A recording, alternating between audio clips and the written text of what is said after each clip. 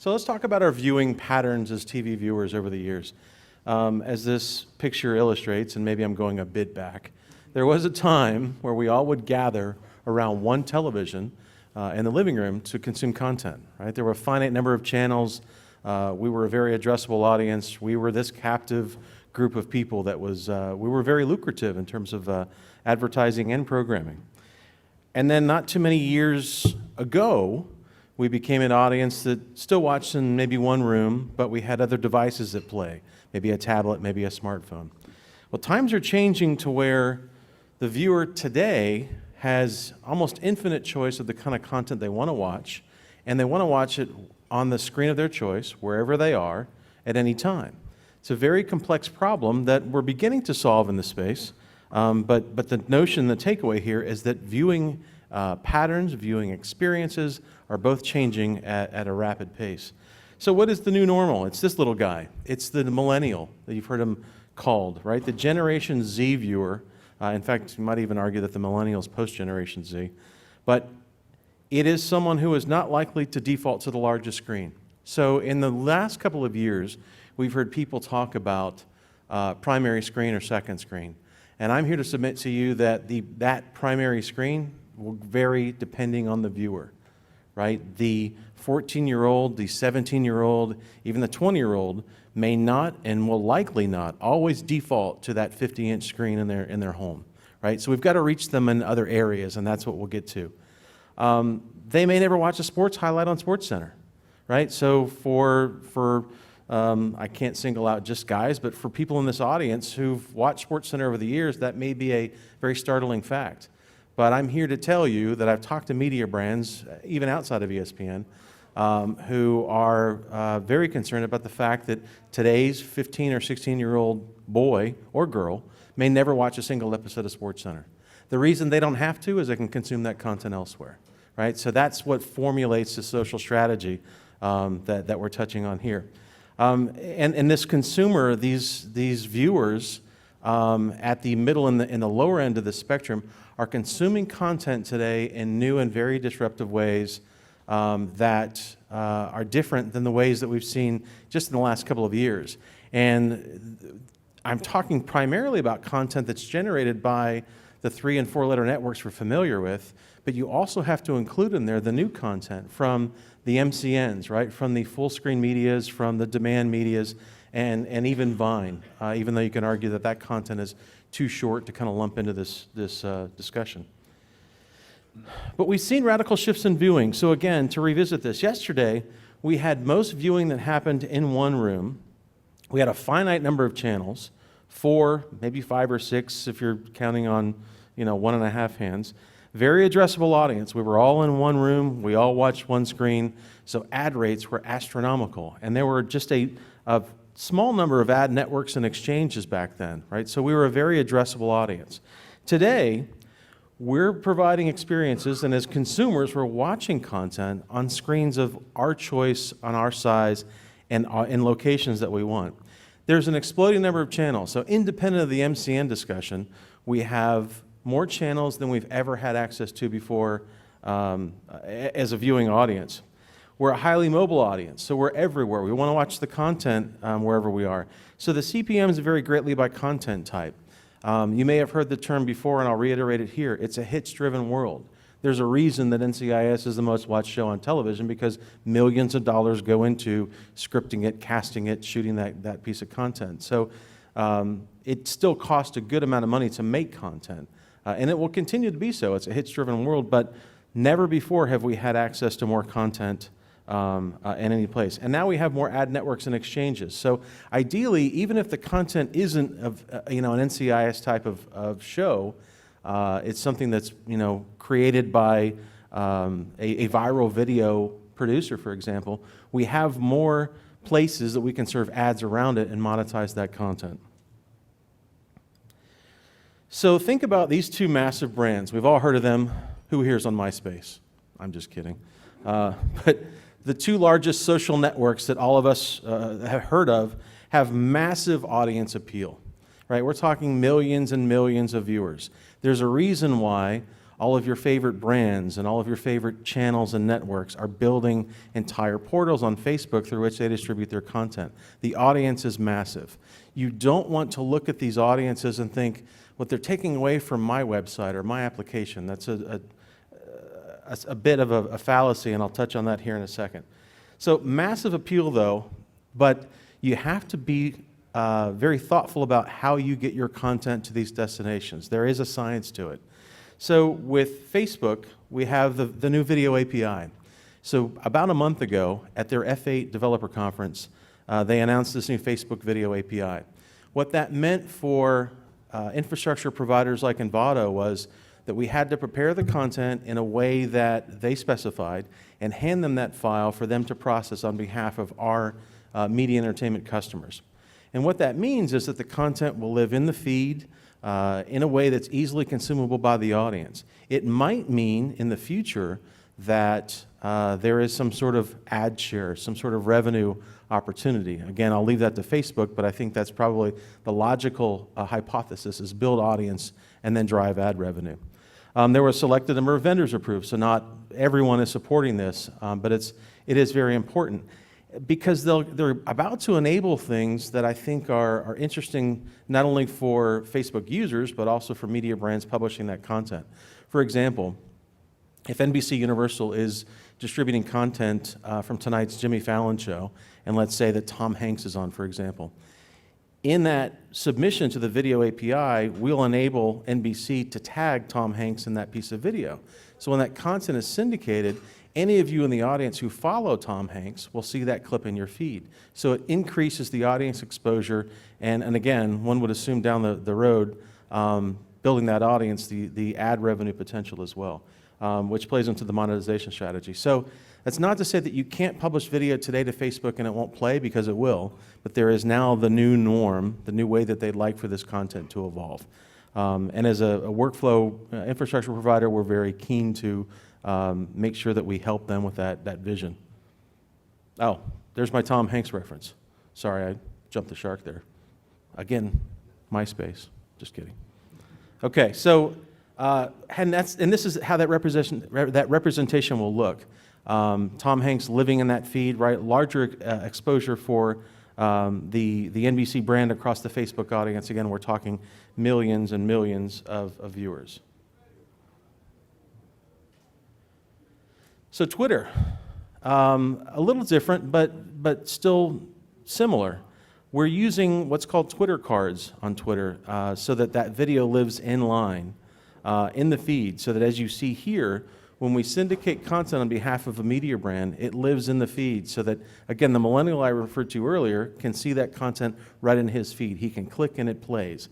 He doesn't have to go out to another destination, which is a disruptive situation in and of itself, but again, takes advantage of the large audience that is on Twitter and on Facebook, as we just described. So, takeaways. What do we not want to do? Again, links out to your website. Not only is it bad user experience, but it's a smaller audience. So I can't tell you the disparity in television customers of mine who vary largely by market size, who have very different strategies here. Your larger markets get the audience. They understand the power of the Facebook and Twitter viewer relative to getting their brand and their video out there, and they understand leveraging that audience. An old way of thinking, and again, this is a key takeaway here, is the notion that was probably just 18 to 24 months old, which is that I want to put a link in my Facebook or my Twitter feed that drives people back to my website. Again, the audience there, the aggregate is so much smaller than what you're going to get through these social channels. It kind of, you'd think you didn't have to state it, but it's very, very important. Leverage that large audience. Your digital presence is still important. There are ways to drive that audience, but take advantage of social in and of itself, and you can drive content from one place to another, but leverage the ability to build that experience and drive that experience in the website. Again, take advantage of that audience and curate your digital presence on your website a little bit differently. When is this important? So the largest applications for very timely content are news and sports. So think of content in the moment. It's that car chase, something that everyone's watching on the broadcast signal. You want to extend that presence into the digital realm as well. So take advantage of capturing a piece of content from a live event and clipping it, syndicating it, and getting it out to that Facebook and that Twitter audience as fast as possible. Because the content happens once, you don't get a second chance at it. You want to get this content in front of the audience as quickly as you can. So some social syndication takeaways. The syndication elements for both of these platforms, well, YouTube included, I guess we should throw in there, is important.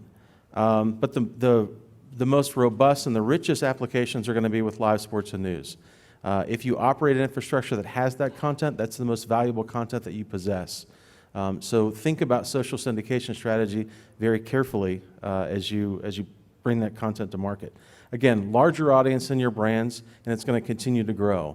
And you've got to think that there are going to be strategies that continue to evolve with both of these social networks that provide for monetization and audience growth later.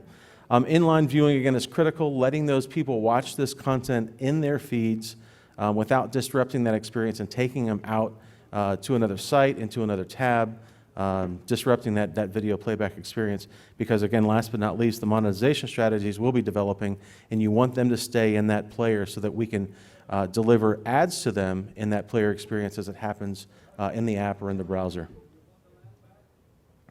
Okay. There's your social lesson. Again, MySpace notwithstanding, but any questions from the audience? Sure, back there. Thank you first. With the inline viewing, right, you say stay within the stream, but what about for, let's say, someone that's like a blog or YouTube, and they make money off of monetization on YouTube, they stay in line with Facebook, how do they draw subscribers to their YouTube? It's a good question. So the question is, how do publishers who are monetizing their content on YouTube do the same with Facebook and Twitter? I can't speak for the organizations, I can't speak for the social networks, but again, as an architect and as a technologist, I've got to think that as their video strategies evolve on both of these platforms, that monetization will follow. YouTube's has been to build audience and then monetize it, which has played out over a couple of years. I've just read some research data recently that showed that Facebook's video views have surpassed YouTube for the first time ever. So again, that says to me that if you look at historical data, we're going to see monetization strategies that Facebook will develop and reach out to. I would think it's probably going to begin with large media customers who have the content that aggregate number of people want to watch, but also feed down into more specialized content publishers. And again, Twitter, I think the same thing will occur. I don't think that their video views are in the stratosphere like Facebook's are, but they're both, I'm sure, going to develop monetization strategies that will answer that question. Because we don't, as a platform, but as a community, we don't want to have one monetization strategy that works for just one place, right? As these other destinations for your content evolve, the opportunities for you to monetize that content should follow. Yes? Using the syndicated channels as a promotion to get to a live event, so you want to show them with a clip, and then have a link to go to the live event. Absolutely. I see, in addition to the news and sports applications that I called out, I see networks and channels and even live local stations who use these channels as a pathway back to their broadcast even. I mean, I think we're in a ratings book now for our local affiliates, and you see the promos on air that say, watch tonight at 10 or tonight at 11, right? There's a special report on, whatever the story may be. I'm seeing them also use the social channels to drive people back to those broadcasts. So it's kind of that circle that can kind of help feed both businesses. We've heard people in the last couple of years say OTT is going to, kill cable and subscriptions, and OTT is going to commoditize and cannibalize traditional television. I disagree. I mean, there's a shift happening, but I think that both businesses live and can complement each other. I don't think it's like a boxing match. I don't think there's going to be a winner. But it's important to think about the point that you raised, though, and see how each can complement the other, right? You can build a business and drive eyeballs on both platforms. And I encourage, I've had TV station customers who use social channels to do that because they're pulling audience from the social channel to the website, to the broadcast, right? Where again, it's this very symbiotic thing. If you drive audience, broadcast is already there, right? They've figured out how to monetize that. But for a small TV station in Tyler, Texas, for example, they may not have enough people that are watching in the app to drive a CPM model. But they really do want to monetize their content. So there's ways to leverage other networks. Broadcast, social are two parts of that. Good question. Thank you. Yes?